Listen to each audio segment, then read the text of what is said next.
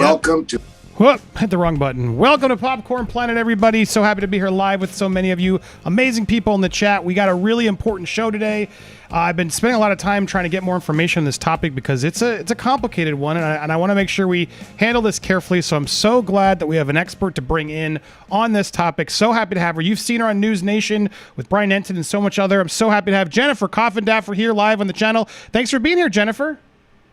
Nice to be here. How are you? I'm so happy, especially with you here. Former retired FBI agent. She's an expert in a lot of things. Covered the Gabby Petito case closely. If you guys haven't seen her, make sure to go follow her. She's a wonderful resource of information, and I'm happy to have you here today. So, Jennifer, I wish it was on a better topic, and hopefully we'll have you back. I'd love to have you back again as these cases continue as we pay more attention to a lot of these cases. But over the weekend, I saw you chiming in on a topic that I was very interested in. So the Lateche Norris case that we've been covering, we reported on Saturday that she was found alive. We were all very excited. It was very good that she was found. However, not a lot of details were shared as she was found, and this left a lot of people online to start doing their own little research. And I got to call out My Nerdy Addict, who was really out there in his community, was very vocal and try to just hear what was happening and hearing some of the things that were coming in. And Jennifer, I know you've been updated on this too, but can you sort of help alert, because I know you were paying attention as well. When did you sort of get red flags on this case, in your opinion?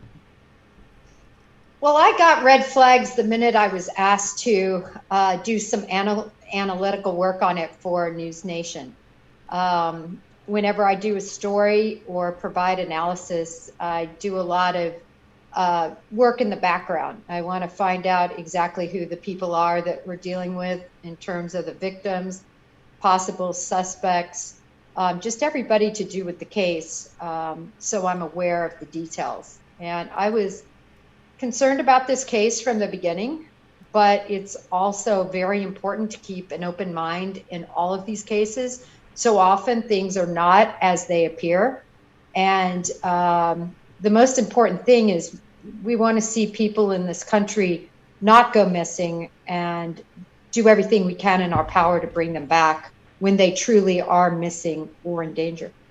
Yeah, for me, where this also gets tough, because we're going to talk about, is this a hoax? And I want to ask some questions. I want to get Jennifer's perspective, and I want you guys to have an open mind here. I don't want to just become, kangaroo court here. It's not really what I want to do on this channel, but I do feel it's our due diligence to report the information that we're getting in.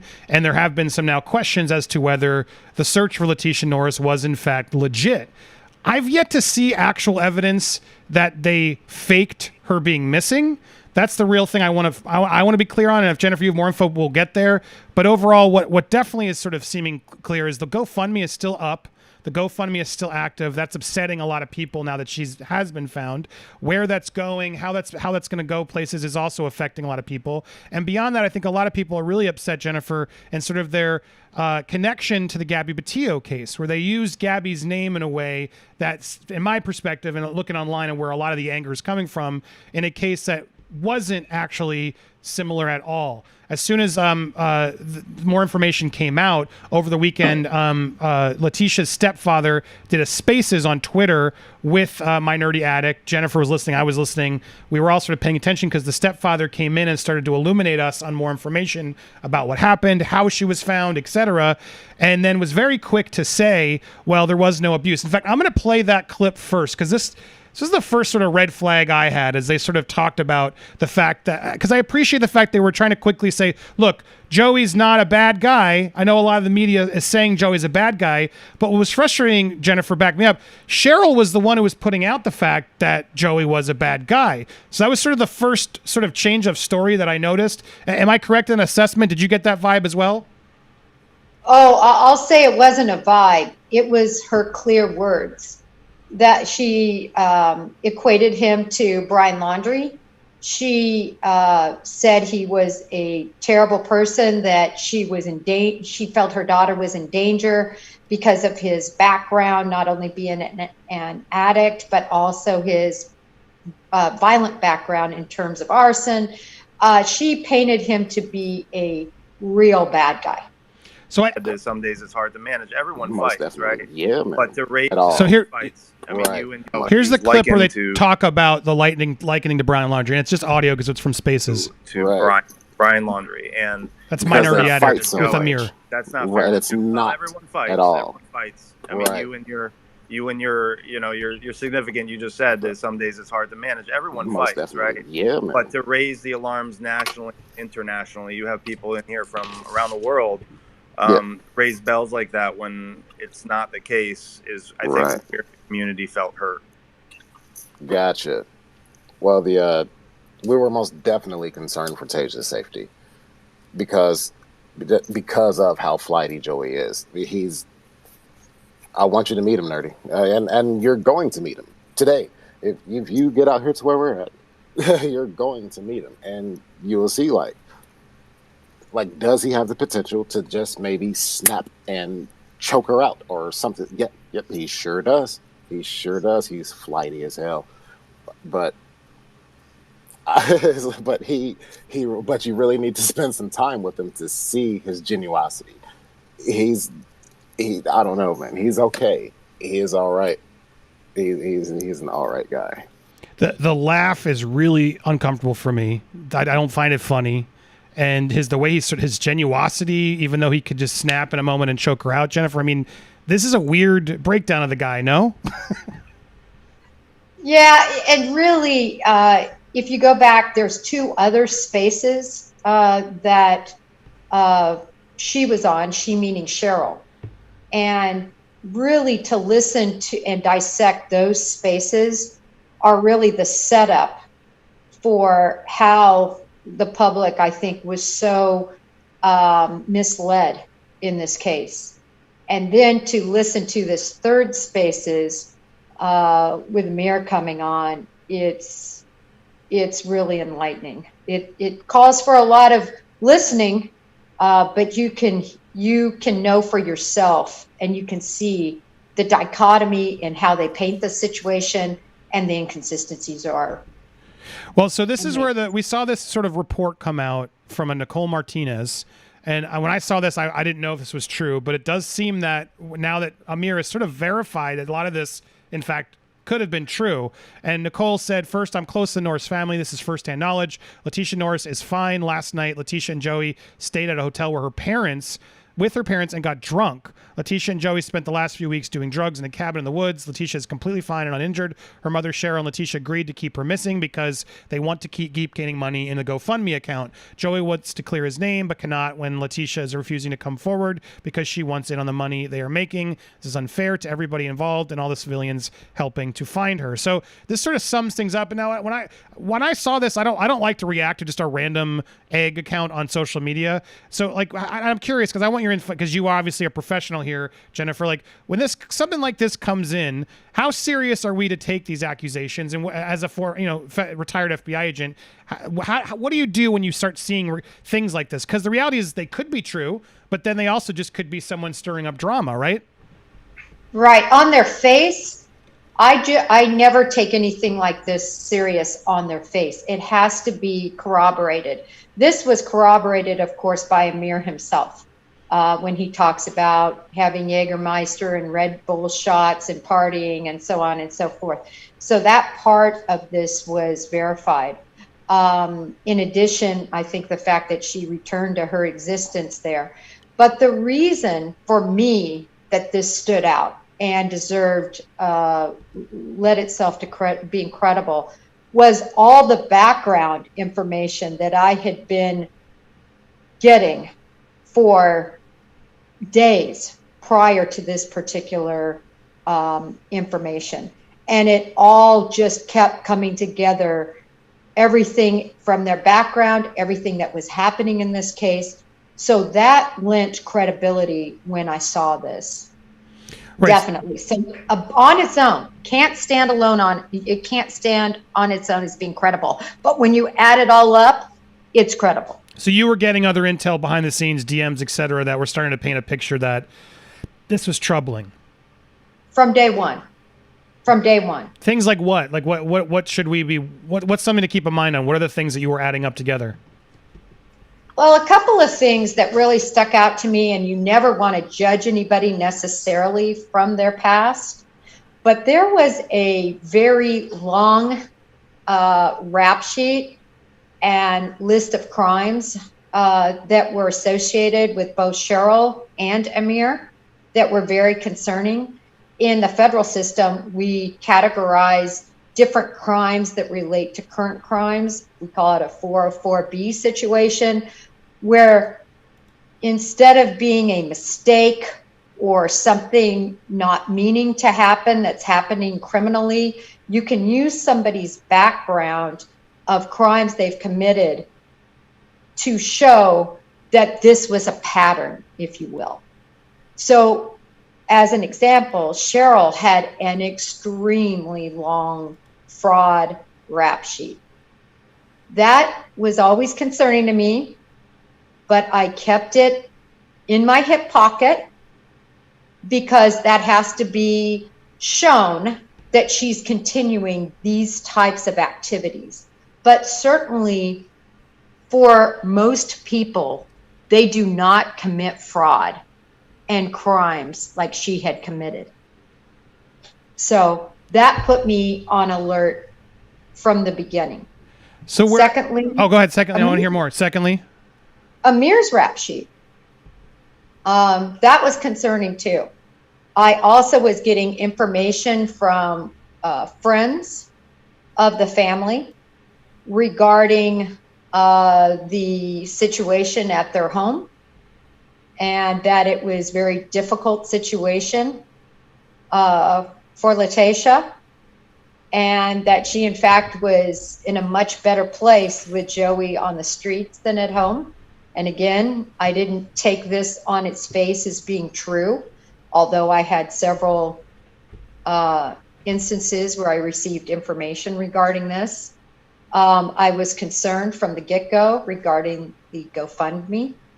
I was concerned from the get-go as to the statements being made by Cheryl. I felt it was very sensational to say things like, my daughter deserves the same publicity as Gabby Petito. Look at all the mothers that are missing their children right now. And they are not spewing Gabby Petito anywhere.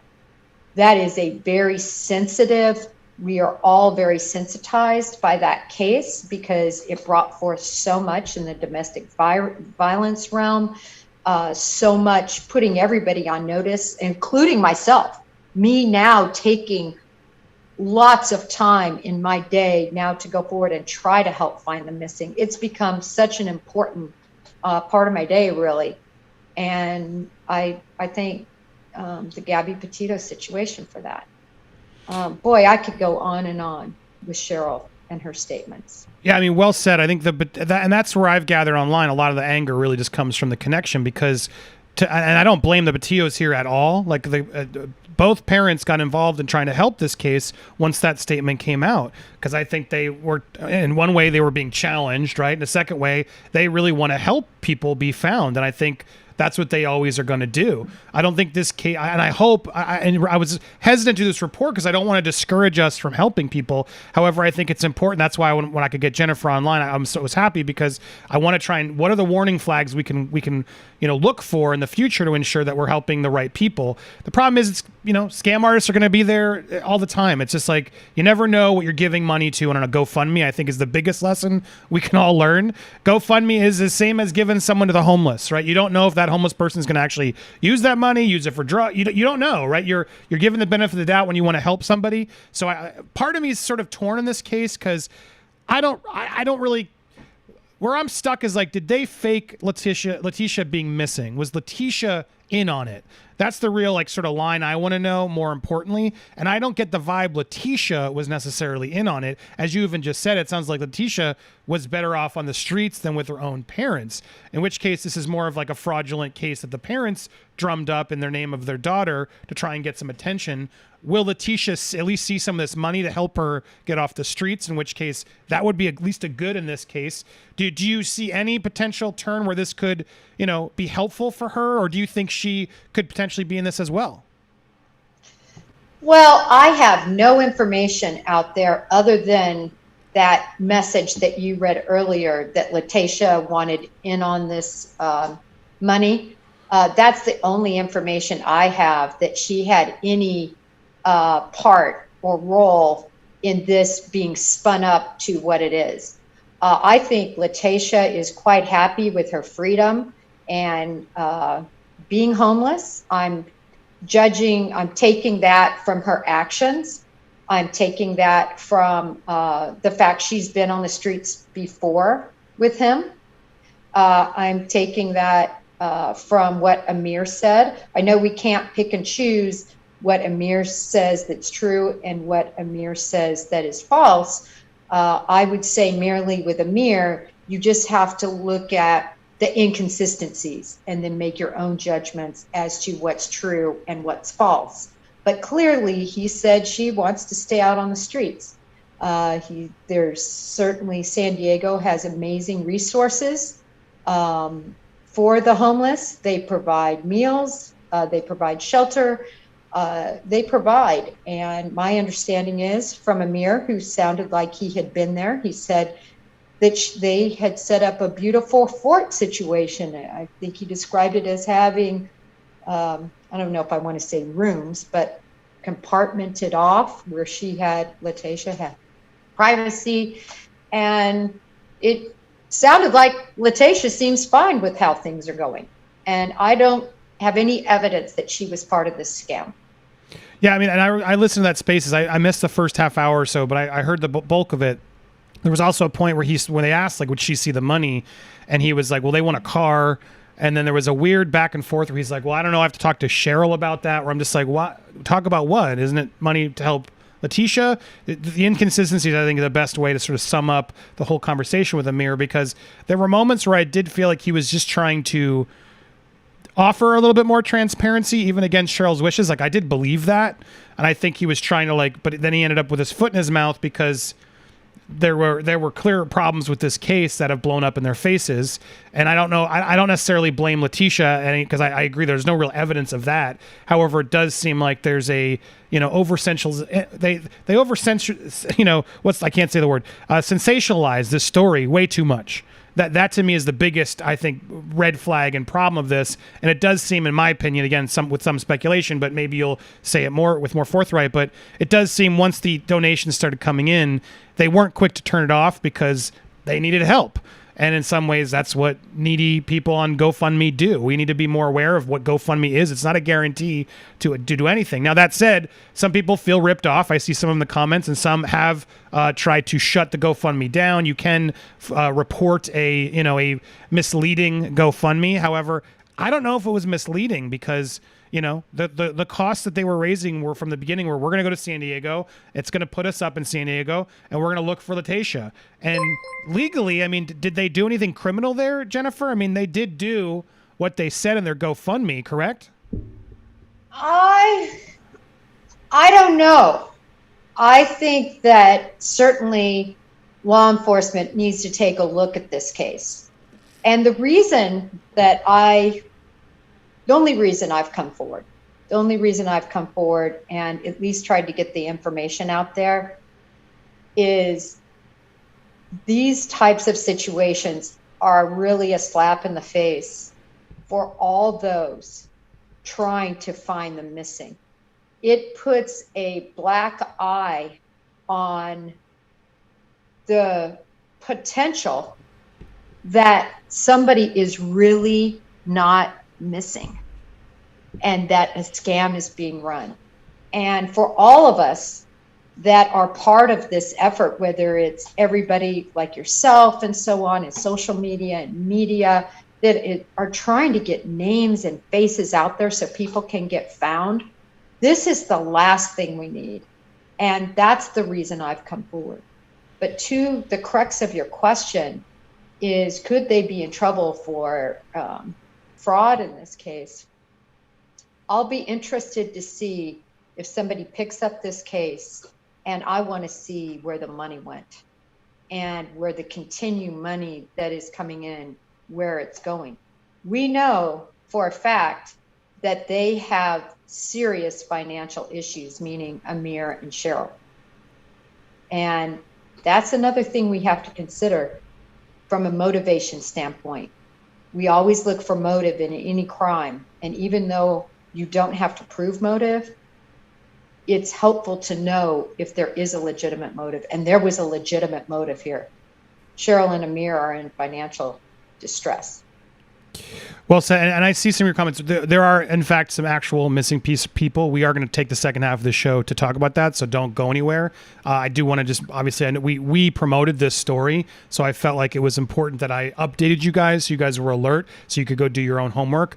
Just to say, play other, to cover all bases, as I tend to do here, Cheryl has responded.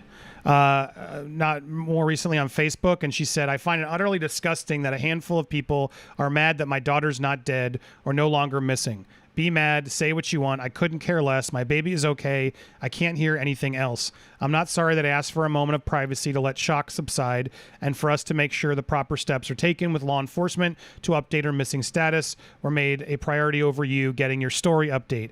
I contacted law enforcement first, then Whitney Sitch to update the public, then immediately updated the GoFundMe campaign to let donors know she was located. You do not command me, and if you think you're going to conjure a narrative that can silence the truth, you haven't been paying attention. To everyone else who searched, hung flyers, shared posts, and donated to the campaign, I started to get here and find her,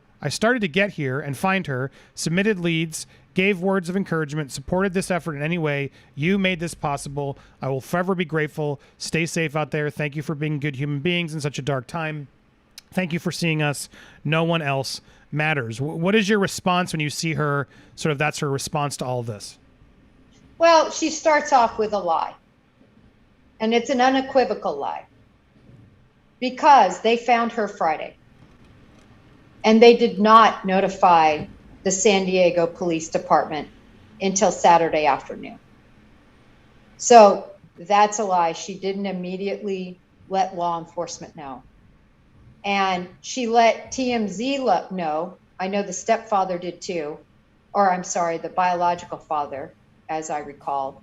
And then she followed up with TMZ and other news outlets before the PD was even notified. So they're that's a red flag.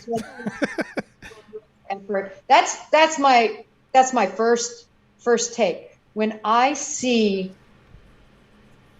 somebody come forward when they are supposed to be showing their best side, showing why they, what their side of the story is, and you start out with a lie, that doesn't sit very well with me.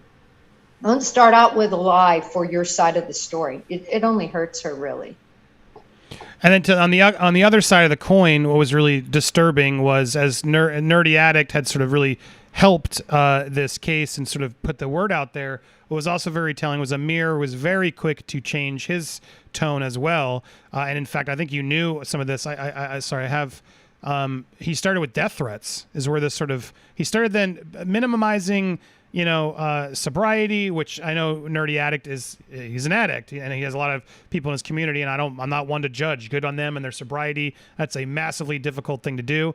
And I know his community is filled with a lot of people who are, struggling with that and constantly on that. And so he started sort of making fun of them, and he even pushed Joey's own sobriety because Joey is an alcoholic and drug addict. And, he said on that Spaces, Jennifer, I was listening, he's like, when they push him, well, why'd you let Joey drink that night when you were celebrating?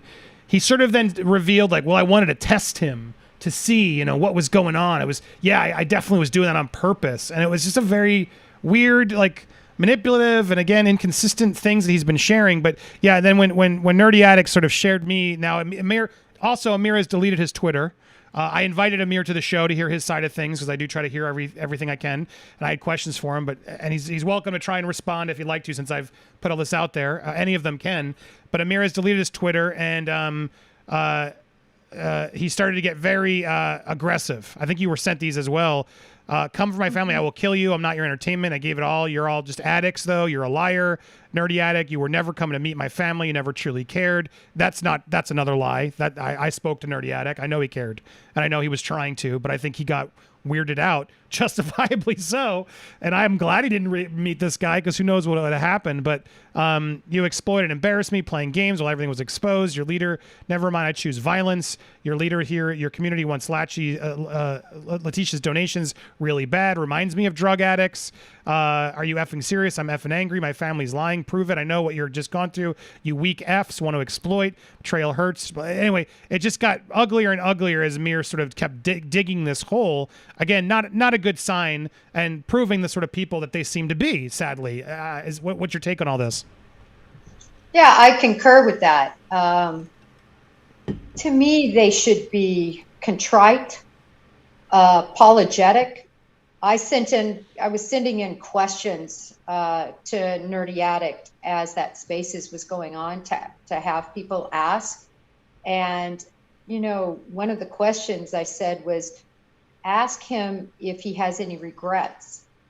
And I always like to ask that question of people I'm interviewing, because it gives them a chance, especially in a situation like this, to sort of come clean with any wrongdoing. And I don't know if you remember that question being asked, but he was like a dog on a wet linoleum floor, just kind of splashing around, no regrets, but, blah, blah, blah, blah, blah. And then he just went off on a tangent. But to have him come back and actually make threats that I think this definitely is illegal action that he's doing, making these threats toward Nerdy Addict. And I know for a fact they've been turned into the police department. And I'm just hopeful that the police department will objectively look at all the information surrounding this case, and because it's important that this doesn't happen again in another case. Yeah, I mean, I was just going to pull that up, and I want to implore all of us, don't let this stop us. Like, we can't let this stop us. And I'm grateful for Jennifer coming in and being public about this, because we do have people out there who can assess red flags, and we should be paying better attention. And when we get those red flags, we can do what we want with them. Some people may disagree with this take and say, you know what? I don't have a problem with donating Lateche and this family. They clearly have a lot of troubles, and, it is what it is. So you guys can make up your own decision and your own mind on this. They're keeping it open. I think that's a weird look, personally. If she's found, let it go. She's sort of even saying here in this latest update as well, I want to state to everyone that contributes to this campaign, her wish is to still even though I've already updated that she's no longer missing, because it's important to me to continue to be transparent. Another lie. She has not wanted to be transparent. She has not still revealed, Jennifer, that her daughter wants to stay in a homeless camp, which clearly I can only sense she's embarrassed by and doesn't want to sort of tell the world that. But that's the reality of the situation, so she's completely not being transparent. It's another frustration for me. Apparently some cowards do Twitter who pretend to be advocates, and a small handful of trolls are mad that our story didn't end in tragedy, or that she didn't stay missing long enough for them to crawl out of the gutter or get back on our crisis, or are insinuating that this was a scam, and the fact that I didn't close this campaign is proof. Yikes. Forgive them. They clearly have been hurt or betrayed in life to an extent that they can't recognize unconditional love and a mother's fierceness. I'm leaving this campaign open for the time being because I've had people asking what Lateche needs instead of attacking our family. The moment I notified the people she was found safe, I've been transparent and will continue to be, and I'm no longer asking for donations of any kind. I'm not closing this campaign. She says that 4 times because the peanut gallery demands it. It's here for those who want to give to her of free will to help with her and anything she needs. I mean, do you think this is going to go to Lateche, Jennifer? What is your thought on Cheryl's final thoughts and keeping this GoFundMe open?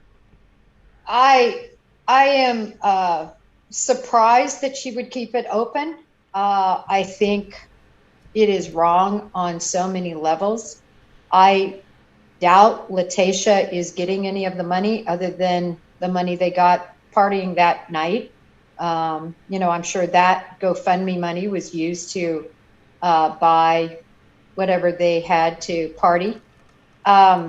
Which again, the reason that bothered me was not that they should be denied celebrating. Why it bothered me was they didn't bother to tell law enforcement or all the people searching for her that she was fine in a hotel room. And that is the galling part of this, really. So the GoFundMe piece, I just hope nobody's giving money. I looked right after I found out that she was found safe, and I saw a $500 donation, $100 donations just flowing through this account. And then I thought the gall of Amir to say, you know, well, I want to buy them clothes. I don't know if you remember this, but he said, I wanted to buy them some clothes, but we couldn't find any place where they had clothes. So she wants a car. And so basically kind of reached out and said, so she really would like a car. And it's just sad because there's so many people missing, and there are so many mothers that are in complete pain, that are really, truly looking for their missing children. And this was a situation, in my belief, where her daughter had chose to go be with her boyfriend, went to San Diego, and the mother didn't hear from her for a while. And I think that they realized this would be the perfect situation to exploit. And I further find it very interesting, the call that she said she received from Lateche on the 5th. So we have them at the 7-Eleven, I believe, the evening of the 4th, Joey and Lateche. And then on the 5th, she said she got a call. Right. And she has these details. Well, she called me because she wasn't with Joey. She needed to have a number for Joey. And did the mom have it? Well, we asked for that number, and that was not provided. And what I worry is that Cheryl made up that call to be similar to the Gabby Petito case.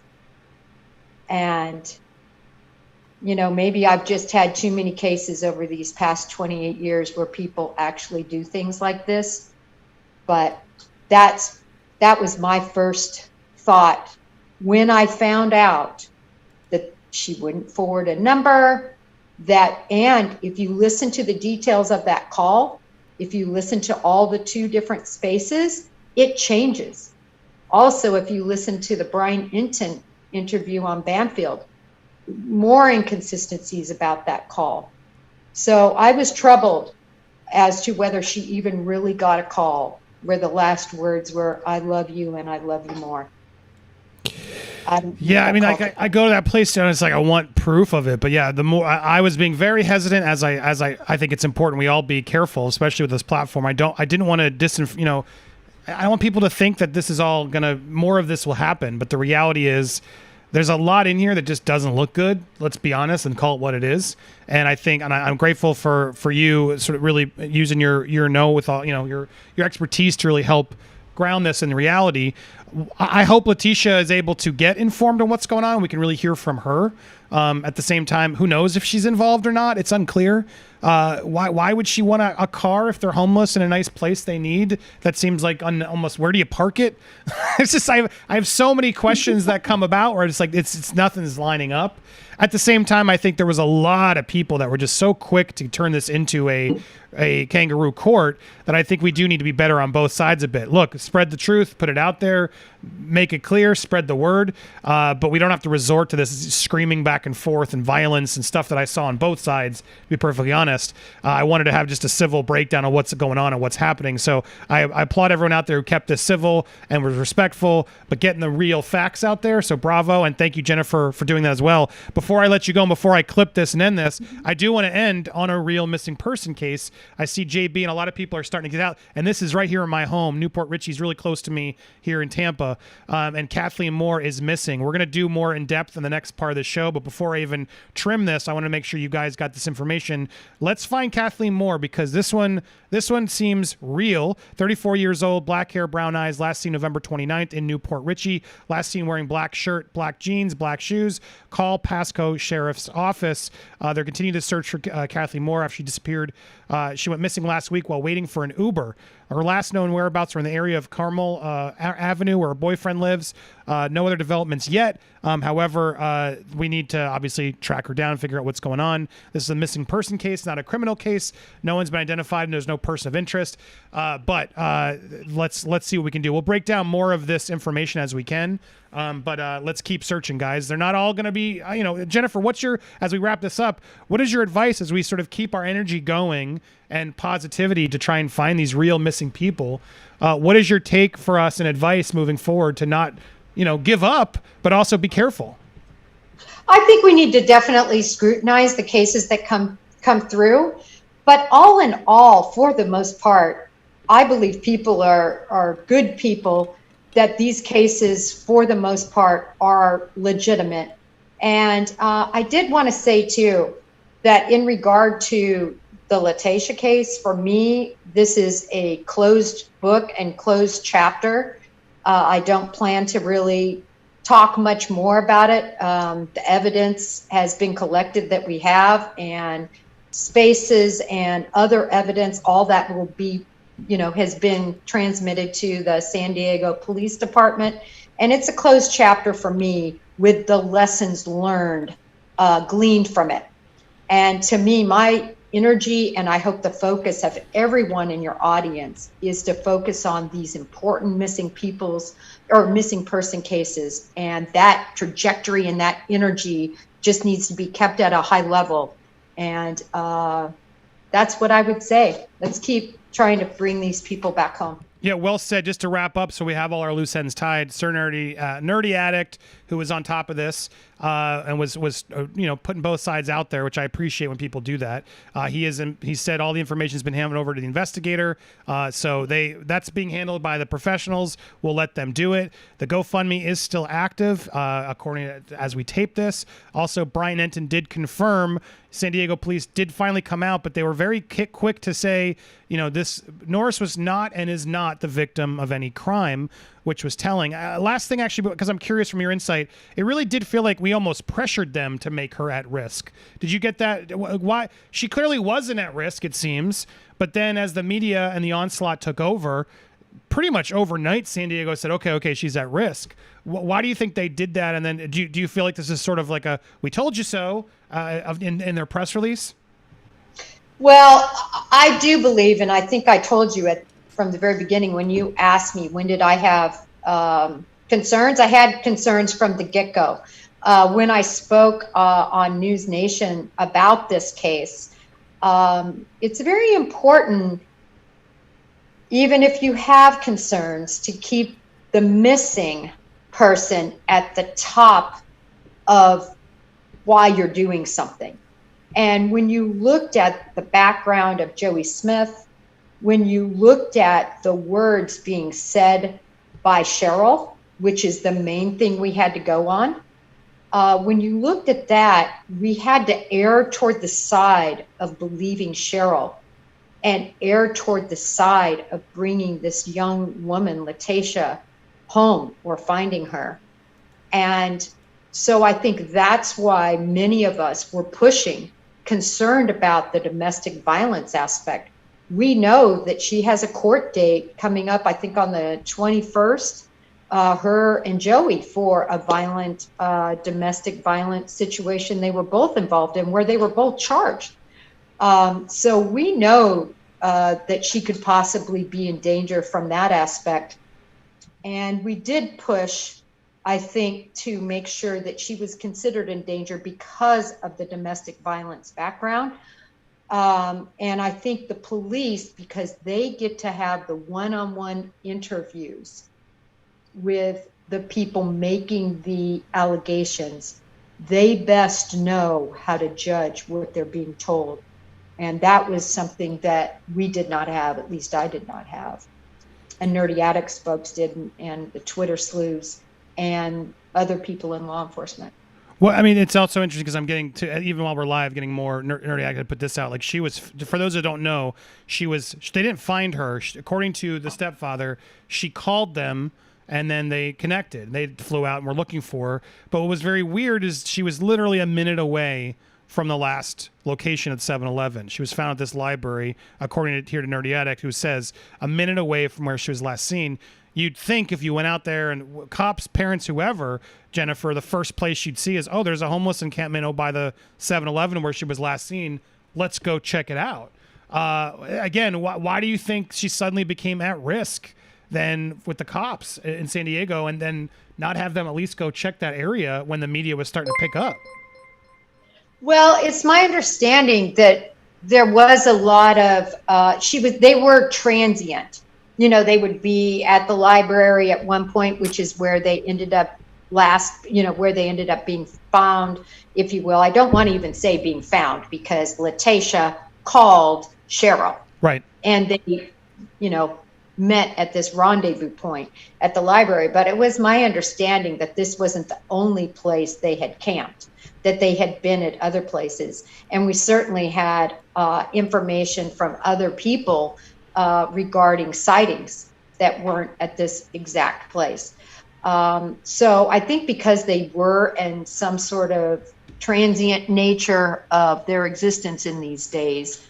But I agree with Nerdy. The fact that they were found just so close to the 7-Eleven is certainly interesting.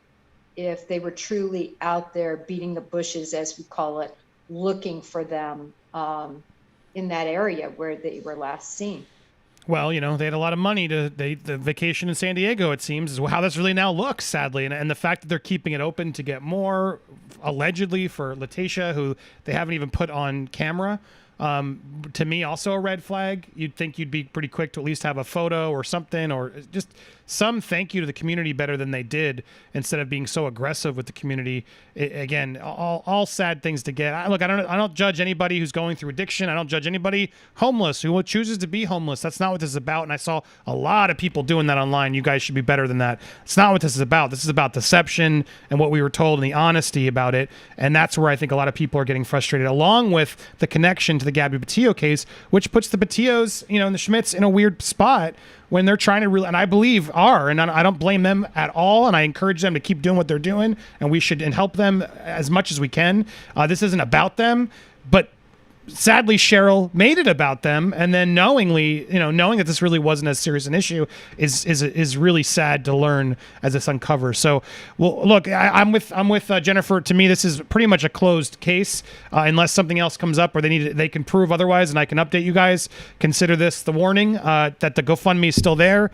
You can attempt to try and shut it down. Apparently, if you donated and you're upset with that, however, it's still there. So be aware before you donate of what's actually happening there. And Jennifer, I'm so grateful for you finally being on the channel. I hope you'll come back. You guys can follow her over at Coffindaffer FBI on Twitter to keep updates. Hopefully she will keep us updated. Anything else you're working on, or anything else you want to tell the audience before you go of something to pay attention to? Oh my gosh, I think the case that just needs so much attention, and hopefully we can get an Amber Alert issue. They've been working on getting one issued diligently, is the case up in Idaho. His name is Michael Vaughn, and it is a tragic case that appears to be a child abduction, stranger abduction. And I'm actually going to put something out on Twitter with the statistics that point toward this being a child abduction, beyond what the Fruitland Police Department there in Idaho have specifically said that they believe it to be an abduction. Michael Vaughn, to me, is really the poster child for an Amber Alert. I was in the Houston division with the FBI when Amber was abducted, and then within days, sadly, found murdered. The person who murdered her has never been brought to justice. I was in the Dallas division for about 10, 11 years after that on the squad, the violent crime squad. And we worked so many leads regarding Amber, never been brought to justice, as I said. And he was only abducted, as I believe, on July 27th of this year. Time is of the essence. He was playing in and around his home. and the family and family members, everybody has been cleared completely by law enforcement, passed polygraphs, so on and so forth, has verified alibis. And I believe it's around 67% of stranger abductions occur in and around a person's home, out in the streets, out in the yards, where they're just taken. And it does happen. And I fear that Michael Vaughn, that this has happened to him. The good news is there has been so much searching that has been done that, I do have hope that he was just taken and is being held against his will, and that he can be found. But it's going to take an Amber Alert type of notification to get the word out, to get his face out, so that he can be found. News Nation, I believe, is going to feature him this evening. I believe the mother will be on that program. Yeah, it's weird because I've been looking into it too, and I was planning to cover it this week. The fact that they still haven't done an Amber Alert is so weird to me. And they still haven't. I don't understand why there's such a weird, harsh protocol if he's been missing so long. But yeah, this was a heartbreaking case. Whenever it's kids, I as a dad, I get very crushed.